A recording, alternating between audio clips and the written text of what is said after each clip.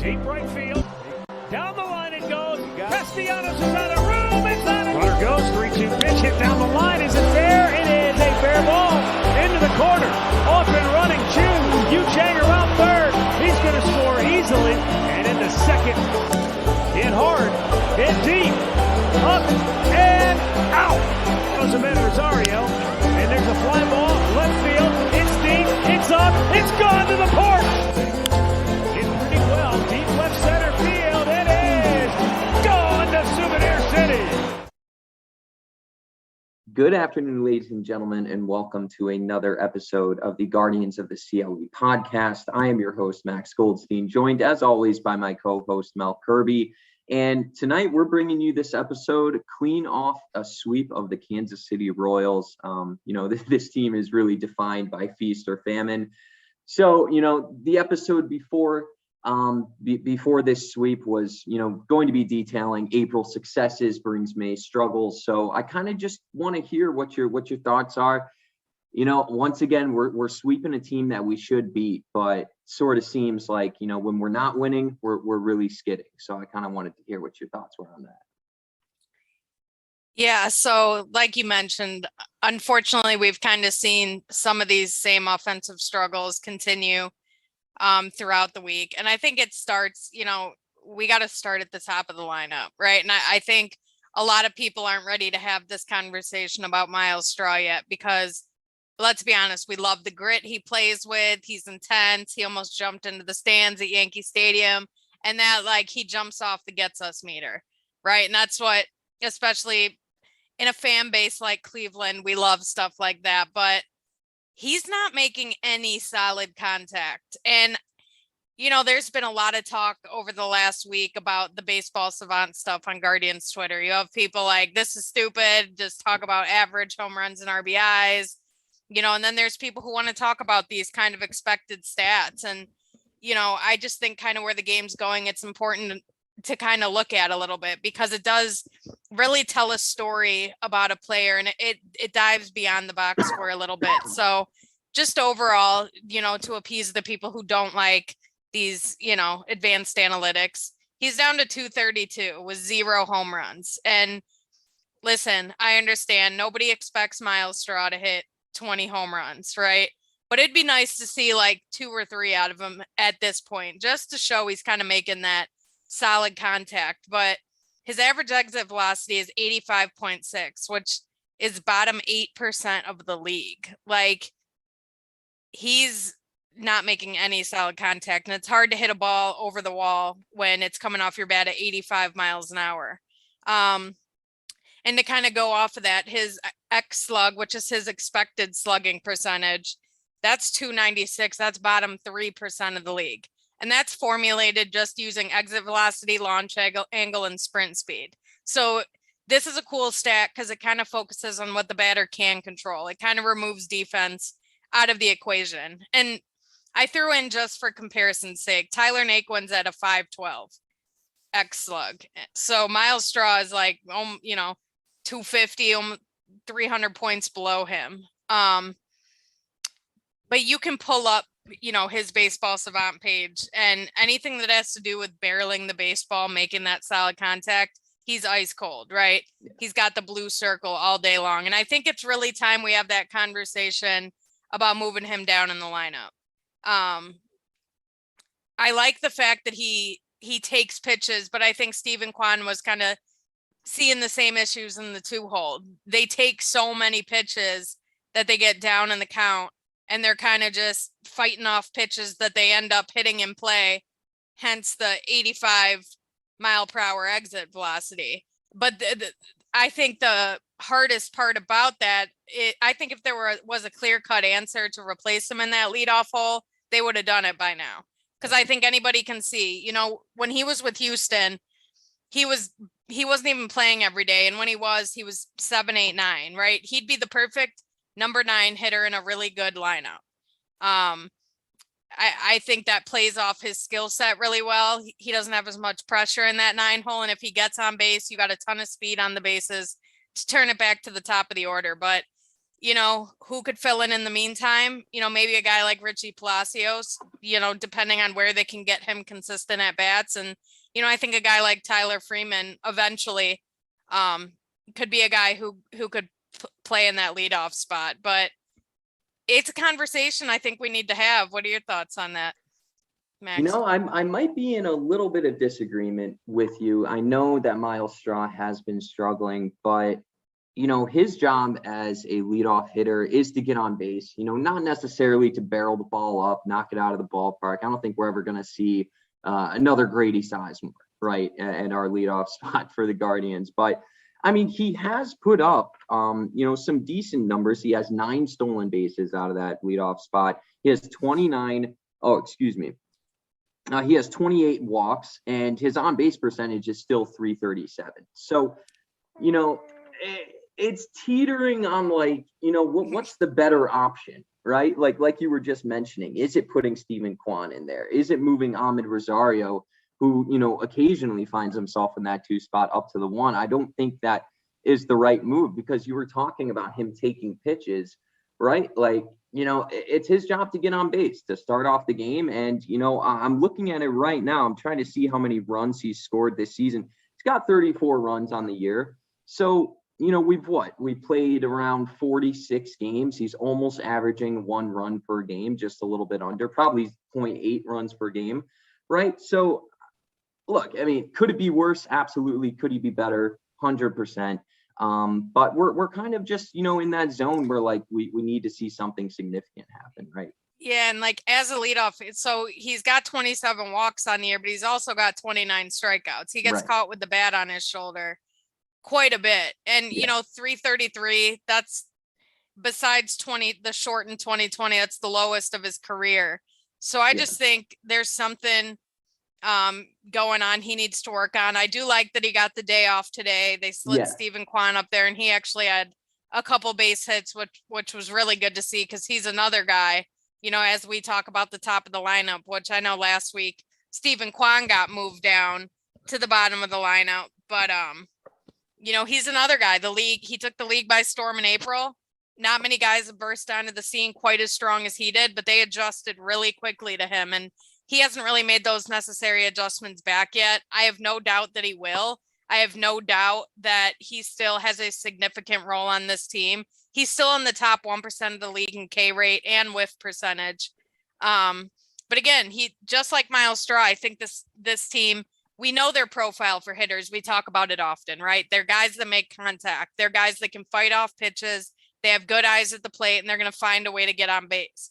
The only time this has turned into a liability is, when you get caught fighting those bad pitches off late in the at bat, which we've seen a ton of from Kwan lately, but once again, it's just that lack of solid contact. The more solid contact you have, the better chance you have of getting the ball at least through the infield, right? Because I know at the height of Kwan's struggles over the last couple weeks when he was in that number 2 hole, it was just a lot of weak pop-ups. He's kind of throwing the bat at the ball. Right. You know what I mean? So I think Straw and Kwan, when they're going, we see this lineup can score a shit ton of runs. We saw it all through April. When those two are getting on base, this lineup is nasty, but that's the problem. It's those two were setting the table, and now they're kind of grasping at straws, trying to get those guys on base in front of Jose Ramirez. Right. And thankfully, I'm glad you mentioned that right at the end. Thankfully, we do have the MLB leading the RBI leader in the major leagues in Jose Ramirez to clean up after those two. But, real quick before we dive too deep into the offense here, I just want to get these quick notes in. But, before that series in Detroit, Aaron Savali and Franmil Reyes were placed on the IL, the injury list, and hopefully they can both come back stronger. So Oscar Gonzalez has been doing a pretty good job filling in for Franmil Reyes, but we're going to touch on that pretty soon. Connor Pilkington, who was on the mound today, another stellar outing for the guy, and Richie Palacios were both recalled from Columbus, so they both played in today's game. We have designated Yu Chang for assignment to add Oscar Gonzalez to that 40-man roster. And Yu Chang has been traded since to the Pittsburgh Pirates, who seem to be, the destination for our roster casualties over the years. But we wish him nothing but success over there. And, obviously you and I have both spoken about it. Seemed like a great teammate, seemed like a great guy, good, hardworking ball player. Just, didn't fit on this roster. So, we got to move on, and it's a business. That's how it works. But we were just speaking about Steven Kwan and, his struggles of late. But today, I believe he had a multi-hit day, right? Two singles, Yep, I think. singles. And I believe one of them was a 2-out single. So it's that 2-out hitting that seems to be, bringing our team up to that next level, especially when we win. When we're losing, it seems like we're not scoring any runs. It's not like a lack of pitching that's making us lose these games. It's we're either being shut out, we're scoring 1 or 2 runs, and that's it. But when we're on, this offense is fun to watch. And today was another example of, getting the small things done and getting those runs in. Yeah. And we see, they scored in 3-4 straight innings today. Mhm. And all these different guys got to contribute. Jose Ramirez didn't have a hit today. He did have an RBI ground out. You had guys like Ahmed Rosario, Richie Palacios, Andres Jimenez, once again, stepping up big time. And, as I think it's a huge sign that we're starting to see Andres Jimenez kind of break out of this slump. He had the 3-run homer the other night to come back and beat KC after they fought back. Overall, he's still batting 287. He's batting a little higher now, I think, after today's game. Yeah. He's got 5 home runs, which is good to see out of him. And he's playing elite defense. I think the better he plays, and he's still young. We remember, we forget sometimes how young he is. And, his only weakness right now is that high fastball. The league has really hit him with those high fastballs above the chest in May. And, for the early part of May, he was swinging at him. He was chasing them every time.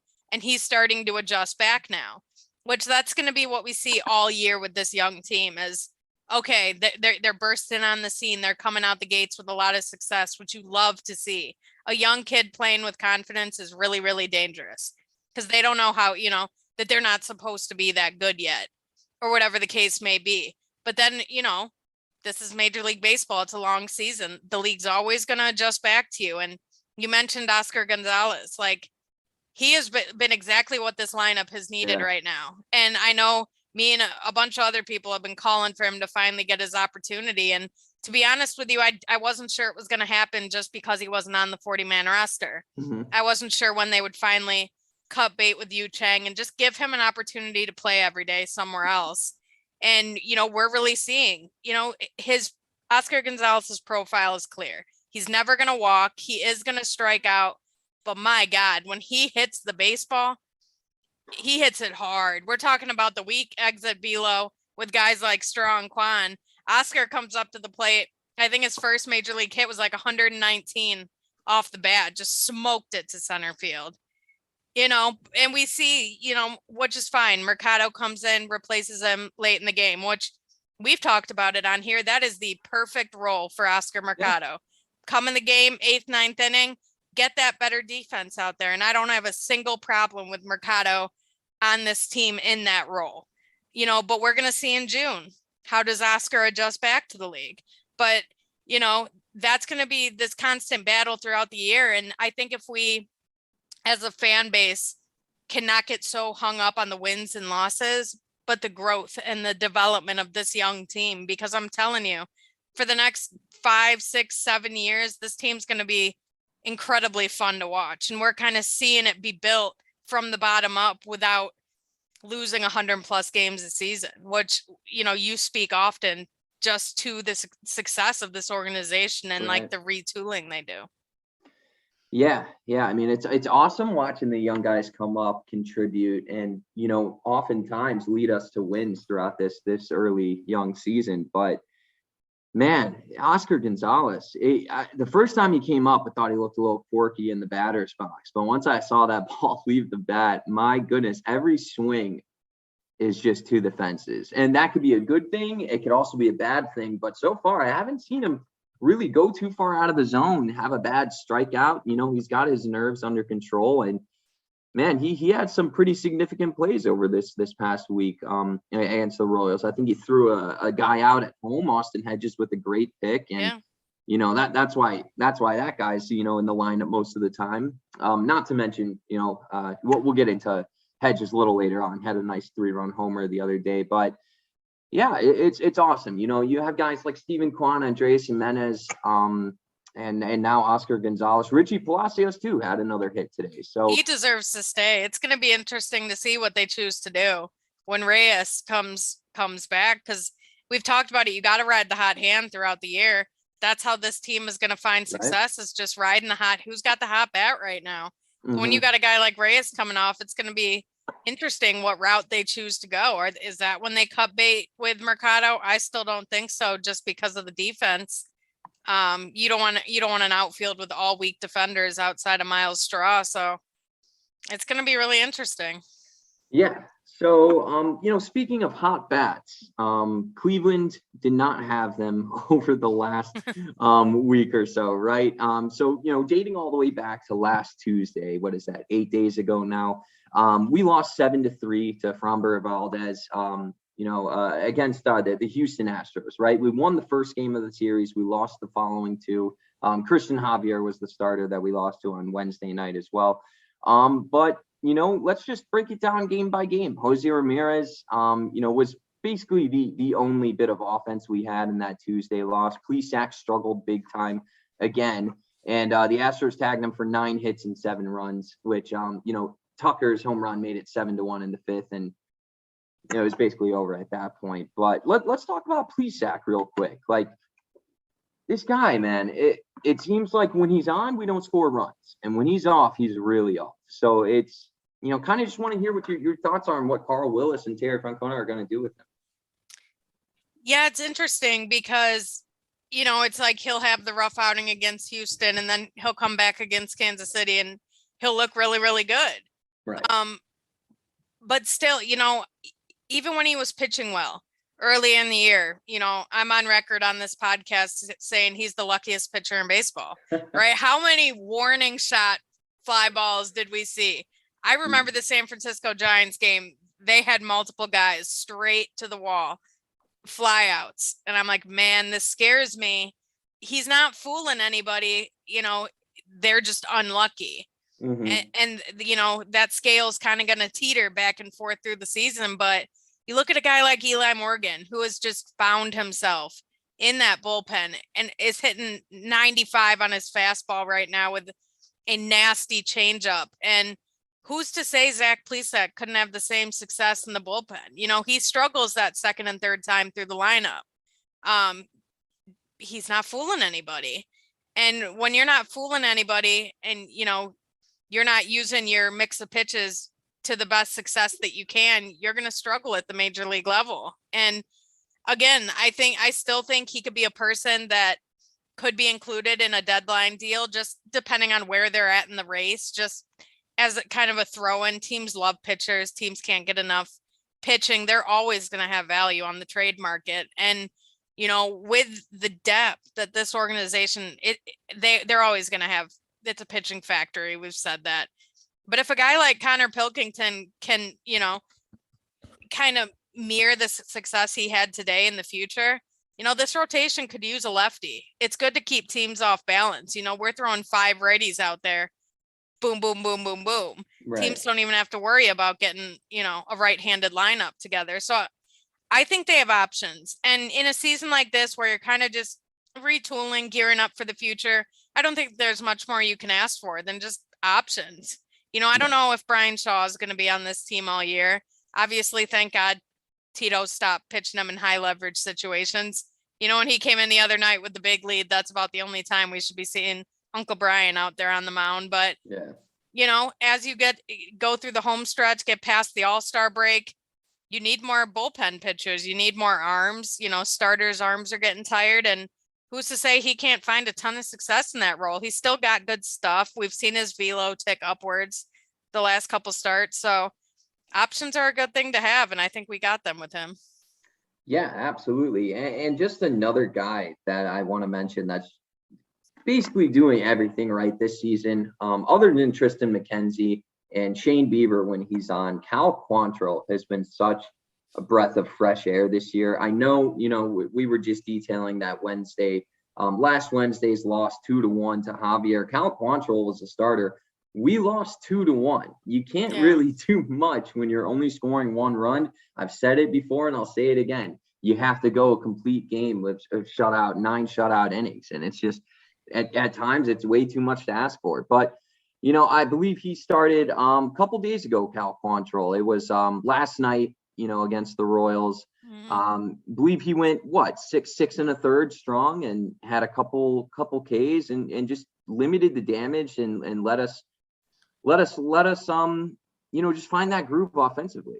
Yeah, and the biggest thing with him is he had no walks last night. And that Houston game last week, he had 4 walks, and which, is kind of out of the norm for Cal. So it was good to see him get his command back together, but there's just never a moment. The moment's never too big for him. He loaded the bases against Houston in that start, and we're all, oh God, what's going to happen now? Don't give up too many runs because this offense is struggling right now. He dances out of it with no damage done, and he only gave up 2 sac flies the whole game against Houston. So he had a lot of stressful innings. He had lots of traffic on the bases.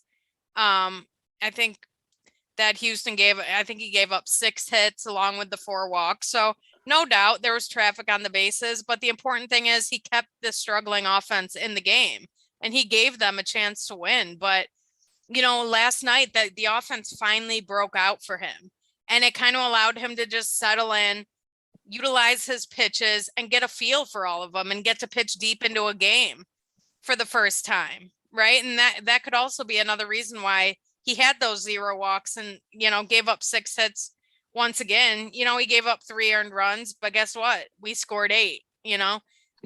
So he finally gets some run support, and, he was on top of his game against Kansas City. So it's good to see that improvement from him, even as good as he was against Houston. Right. And, being that the Guardians just swept the Royals, it was much needed. But just to track back a little bit to the start of that weekend, Thursday night, we led off our series in Detroit against the Tigers. Connor Pilkington, who pitched today, was on the mound in place for Aaron Savali. And, he was sort of wild early, constantly working out of jams, but he ended up going 3 1/3, giving up 3 runs on 7 hits, had 4 walks with 4 strikeouts. So what I saw out of that was this kid can get into trouble, but man, is he mentally tough, because this isn't the first time we've seen him, walk the bases loaded or get into a jam in the early innings, because there hasn't been a start this year where he's really been battered and tattooed out there. Like, he's just been doing his job, and with that offense struggling, we ended up losing that game 4-3.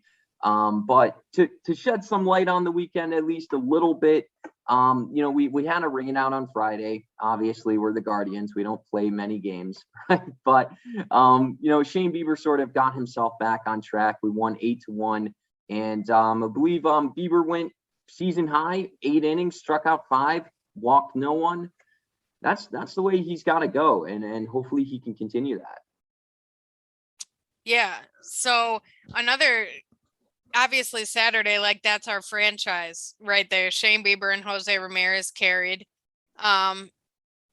Just what Jose Ramirez, you can't say enough about him, just what he's doing with all the guys in the lineup around him struggling, up until last night, they intentionally walked him twice.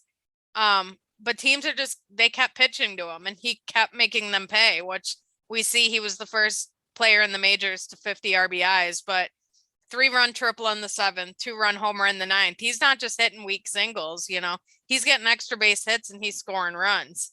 So obviously you just can't say enough good things about him, but I also love what I've been seeing out of this pitching staff.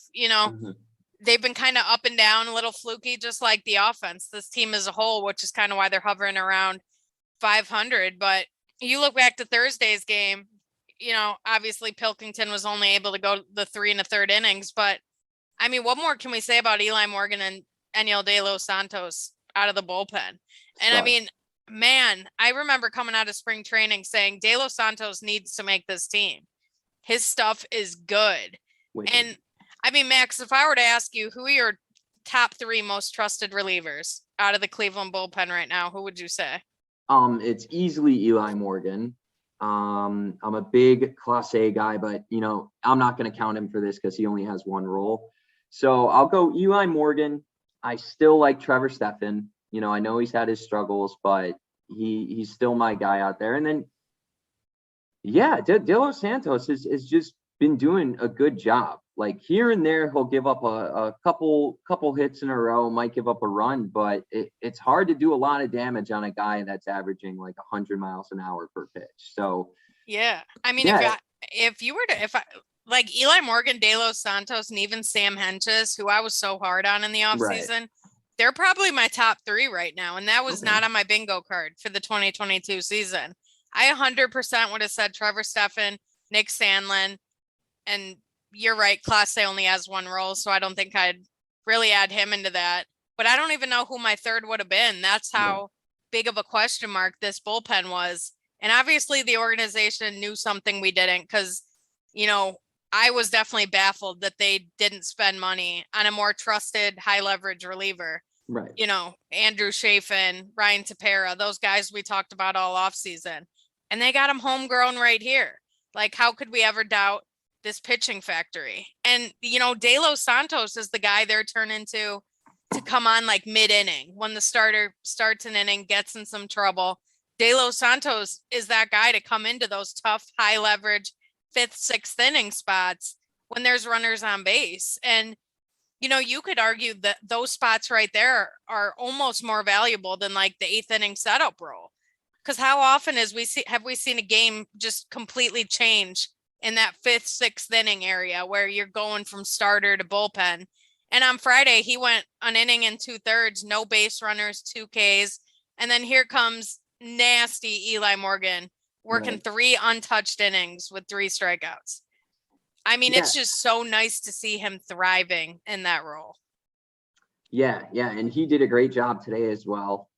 Pilkington, went out there. I think he threw five complete innings, and then Eli Morgan just picked up his stuff through the 6th and 7th, and then let the back end of the bullpen take care of the rest. And Eli Morgan, what a role he has found in that bullpen. I think he's kind of just like, not that he had too much of a career to like resurrect before, but like, wow, I think he's really just found himself. He took that chip on his shoulder being put into the bullpen, and he's really just said like, hey, I'm just going to be me and throw my stuff and see where my career takes me. And this kid could really, really be something special in that 6th or 7th inning spot. If you can throw him out there, especially if Karinchak can come back later on in the year the way he was throwing before, and then having Class A close it out in the 9th.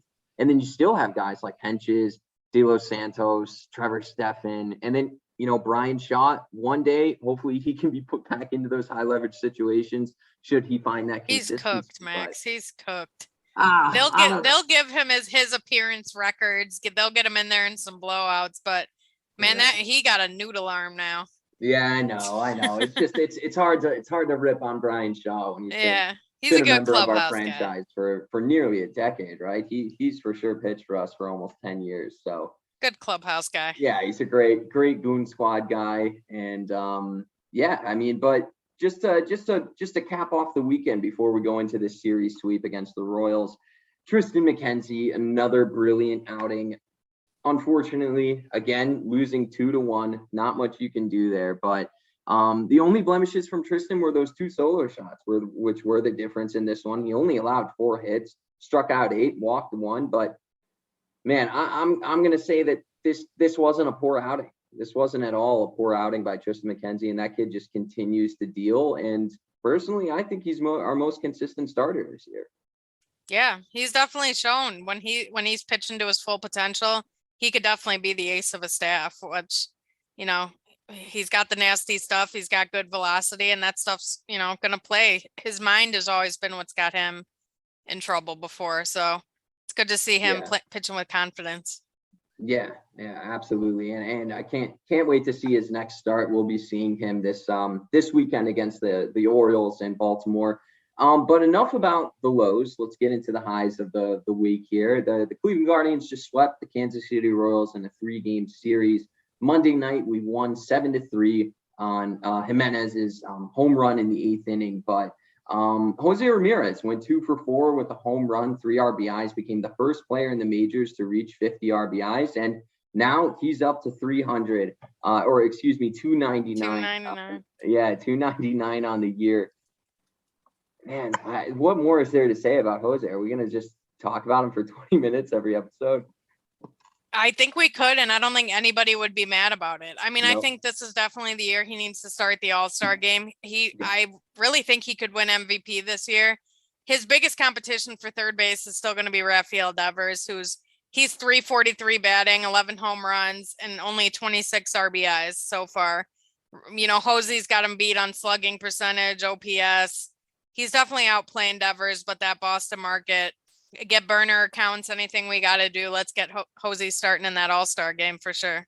Let's get it done, guys. Let's get it done. And then, we were talking about him earlier on in the podcast, but Zach Bleesack had a nice bounce back start, going 6 innings, allowing 1 run on 5 hits with 5 strikeouts. And then that man, Eli Morgan, pitched a scoreless 7th inning, only throwing 10 pitches. And, bit of a head scratcher as to why he didn't come back out for the 8th inning, but was what it was. Sandlin's issues are clear again. There's just something that isn't right. Maybe the major leagues have caught up to him and his arm slot, and, maybe his velocity needs to bump up a couple notches, but I saw someone say he needs a map to home plate right now. Mm-hmm. It's not there. And I saw, good friend of the show, Quincy, I saw him mention on Twitter that Stefan might be tipping his pitches, because when you watch him pitching, his stuff is still great. His velocity is still high. It's just puzzling as to why he was just dominating hitters in April. And now of late, he's not fooling anybody. Right. They're barreling up and he's all over the place, and he's up there frazzled, right? Like, we've seen him make a couple throwing errors to first. He's just not himself out on that mound like he was in April, but they definitely got to get those guys right. They're a huge part of this bullpen. I know we talk about the success of Eli and De Los Santos, but they can't pitch every day. You need Sandlin and Stefan to be right too, especially as we get deeper into the season here. Yeah, absolutely. And then, just to go off of Monday night's win, 7-3, we follow it up with an 8-3 win. Cal Quantrill, again, going more than 6 innings, another quality start for him.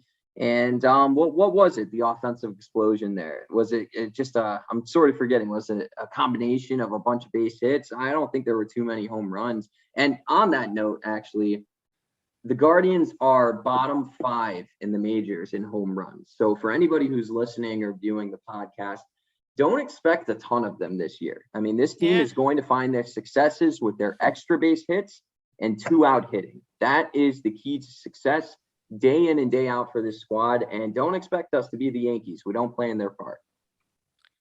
Yeah. I mean, it was good to see Hedges get one out of here yesterday. Mm-hmm. And it would be nice to get a guy at the deadline who could help Jose and Josh Naylor and probably Fran Mill when he's right in the middle of that lineup. It'd be good to get kind of a proven major league power hitter at one of those corner spots, and then let the kids play in the other spot, just moving forward, because we can't rush George Valera up here. We got to continue to kind of let George Valera progress the way George Valera is going to progress. He's coming on strong at Akron right now, which is great to see. He'll be up at Columbus probably by the end of the year. But, it'd be nice to let him get at least half a season at Columbus next year, not try to rush him up here out of spring training. And if you can get a guy with maybe 1-2 years of control, I think that would put this team in perfect position to just let George Valera kind of come up when he's ready and be himself. Yeah, absolutely. And it's just really, really nice, watching these young guys go out there, do their job. And hopefully this weekend we can get back to that 500 mark and possibly above it. But, before we get into the Baltimore series here, we did win today 4-0 against the Kansas City Royals. We finally beat Brad Keller. I mean, He was the one that went out there game 1 of the season and just shut us out. Like, should have been game 1. Should have been knocking him all over the park. And I'm still frustrated about that because he's not a good pitcher at all. So it was good to see us get a win today. Good to see that timely hitting again. Andres Jimenez came up strong today. Ahmed Rosario, putting in his piece with a couple nice plays at shortstop, as well as a couple of good plate appearances, some RBIs. And then Richie Palacios as well, got on base a couple times, Stephen Kwan. So it's really about the young guys. And I think that's the theme for this season. And yeah, man, I just love watching it. Yeah, agreed with you. And, as we head into Baltimore this weekend, they're better than they have been in recent years, but, they're still 21, 29. They're in last place, and they're still a team the Guardians should at least take 2 out of 3 from, and they got the pitching matchups this weekend to get that done. Right. And to mention the pitching matchups, tomorrow night, Shane Bieber's going to be going up against Bruce Zimmerman, arguably one of their better starters for the Orioles. I hate our lineup against lefties. Hope we can get Shane a couple runs with that. Hopefully with Oscar, though, he's from the right side, so that's going to help for sure. Yeah, so we'll see what happens. I mean, I got faith that we can handle our business in Baltimore, but they have been pretty pesky within their division this year. Not a terrible team. They, like you were saying, they are better this year, better than most at this point in the season. But Saturday's game, Mckenzie versus Tyler Wells, and then Sunday we got Zach Bleesack on the bump. And the Orioles starter is undecided thus far, but just some closing notes to work off of as we wrap up the podcast here. How is Pilkington going to look moving forward, filling in for Savali? Again, we don't really know how long Savali is going to be on the injury list for. He is throwing 50 to 55 pitches in side sessions, bullpen sessions, so shouldn't miss too much time. But Pilkington's just been picking up all the right stuff. So.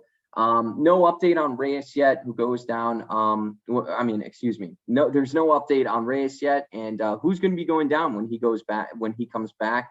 And like we were saying earlier, Palacios and Gonzalez currently deserve those at bats over some of these other guys in the lineup. But Stephen Kwan, he has been picking it up lately, so we'll see where he's going to end up in that lineup. But yeah, we'll want to pass it off to you for some final notes as well.